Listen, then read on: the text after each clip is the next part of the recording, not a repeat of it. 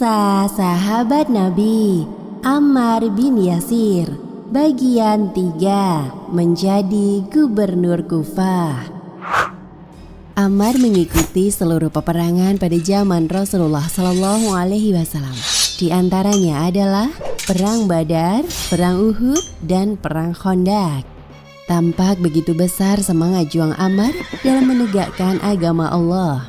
Bahkan saat Rasulullah SAW telah wafat, Ammar tetap melanjutkan perjuangannya berjihad di jalan Allah. Selanjutnya setelah Rasulullah SAW wafat, Abu Bakar Ash-Shiddiq terpilih menjadi khalifah, menjadi pemimpin umat Islam menggantikan Rasulullah SAW. Pada saat itu bermunculan nabi-nabi palsu dari berbagai daerah. Salah satunya adalah Musailamah Al-Kadzab. Musailamah berasal dari Bani Hanifah yang tinggal di Yamamah. Ia bahkan mengaku secara terang-terangan sebagai penerus Nabi sejak Rasulullah SAW masih hidup. Khalifah Abu Bakar mengutus Khalid bin Walid sebagai panglima perang guna menumpas Musailamah dan pengikutnya. Ammar bin Yasir turut serta dalam perang Yamamah tersebut. Pada perang Yamamah, pasukan muslimin menghadapi musuh yang melakukan perlawanan begitu keras. Sampai-sampai sebagian pasukan muslim ada yang mulai kehilangan keberanian.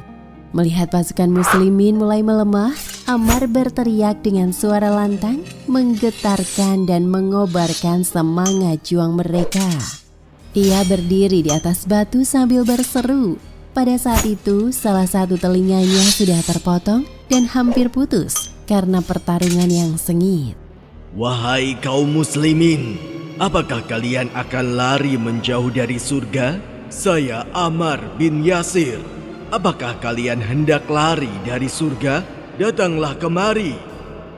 Meskipun kondisinya terluka dan telinganya nyaris putus, ia tetap berperang dengan gigih, berteriak menyemangati orang-orang, sehingga pasukan muslim berkumpul di sekelilingnya. Kemudian mereka menyerang musuh dengan semangat yang berkobar. Pasukan muslim terus menyerang sampai memenangkan peperangan. Musailamah akhirnya terbunuh dan pemberontakan berhasil dihancurkan. Namun dari pihak muslimin, banyak penghafal Al-Quran yang gugur. Setelah Khalifah Abu Bakar Ash-Shiddiq wafat, Umar bin Khattab menjadi penggantinya. Pada waktu Umar memilih calon pemimpin kaum muslimin di beberapa negeri, ia memilih dengan cermat dan hati-hati. Ia jadikan sabda Rasulullah SAW sebagai salah satu persyaratan dalam melakukan pemilihan ini. Demi Allah, sesungguhnya kami tidak akan menyerahkan jabatan ini kepada orang yang meminta atau menginginkannya.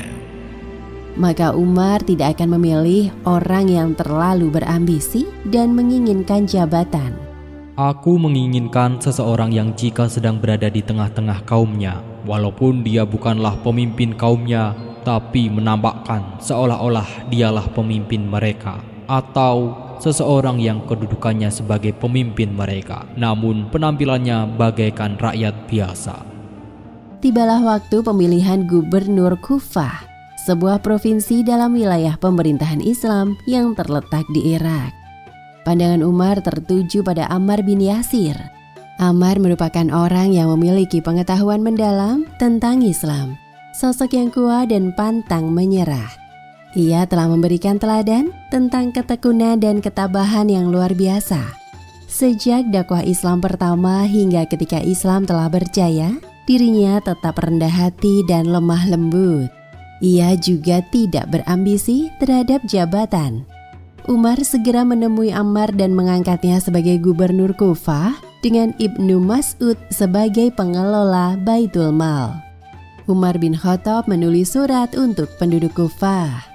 Sesungguhnya aku mengirimkan Ammar bin Yasir kepada kalian sebagai gubernur dan Ibnu Mas'ud sebagai guru dan penasihat.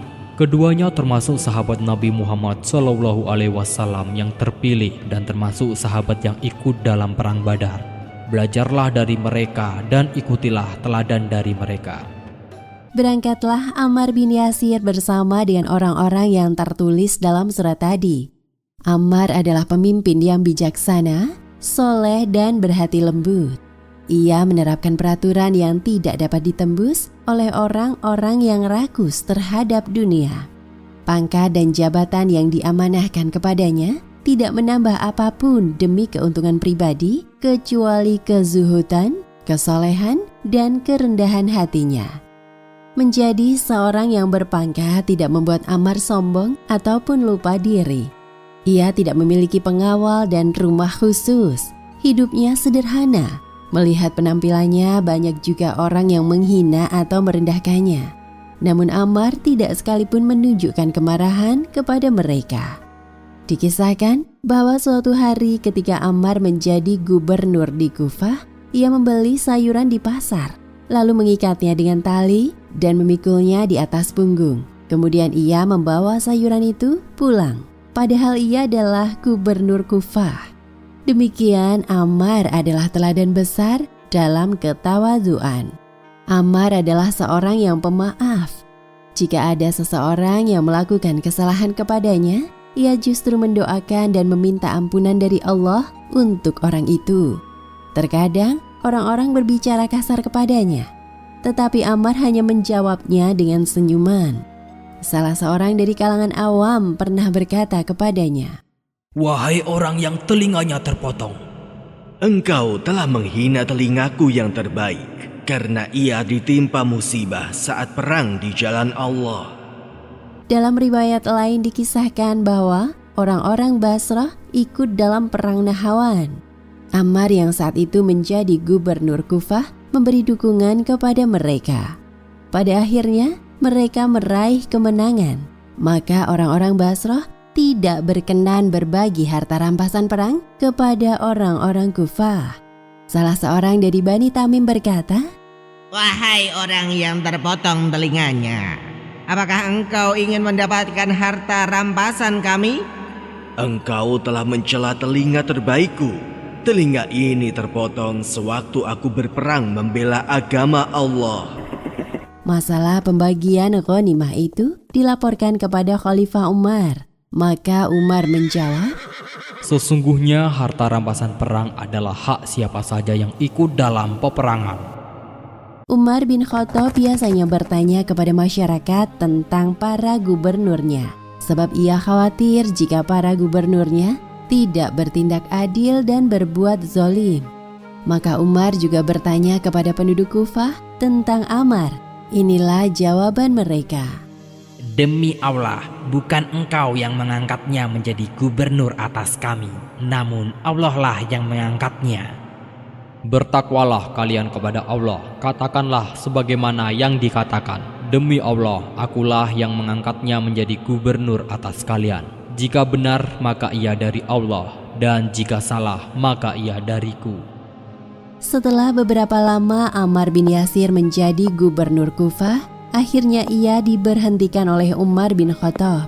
Berbagai catatan sejarah tidak menyebutkan secara jelas sebab diberhentikannya Ammar dari jabatan itu. Seperti yang telah diketahui bahwa Ammar bukanlah orang yang berambisi terhadap jabatan. Ia juga tidak melakukan pelanggaran hukum, tidak menerima suap, tidak minum khamr, dan tidak ada tindakan pelanggaran syariat berasal darinya. Umar mungkin memiliki alasan khusus memberhentikan Ammar dari jabatannya.